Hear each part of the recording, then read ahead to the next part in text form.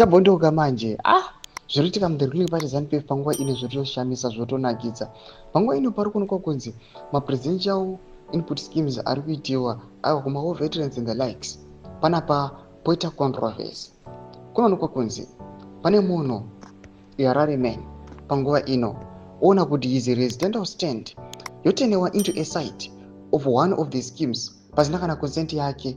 Otoshamisika akuona kuti aiwa stand yake yatopegewa yatoincludiwa mumaschemes ada kutobhoma wo veterans. Chitiko chakonzeresa chaos. Nsanamira mashuka mudanyirwa panapa totipa subscribe or like otombe bell kontimira panapa sezvamuri kuona bepana read the standard mamudanyira chiti controversy surrounding projects being rolled out by one of President Emmerson Mnangagwa's advisors is spilled into court case after a Harare man found his residential stand turned into a site for one of the schemes without his consent.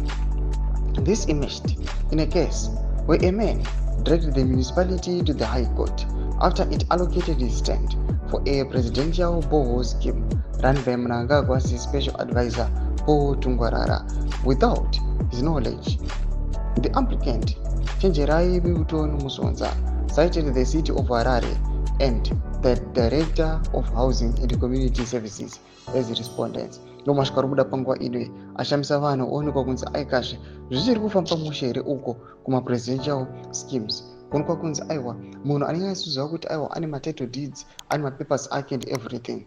And panapa the government vakuona natungwarara voya nemunicipality yavo vopega area yemunhu voiti aiwa yato under maschemes avo President Emmerson Mnangagwa. Icontroversy chitiko chavhunutsa vanhu chatoshamisa vanhu vakauya vakati are these schemes legit zvekudaro oro vari kungoita zvekumanya-manya kuti vakwanise kuatena zvavari kunyatsa kuda. Imboridze mafunguro enyu moti kudii pamusoro pechitiko ichi. Vapinda comment section medu mafunguro enyu kuti dei mukauriwo waizvionawo sei. Musakanawo subscribe or like, hit on the bell icon.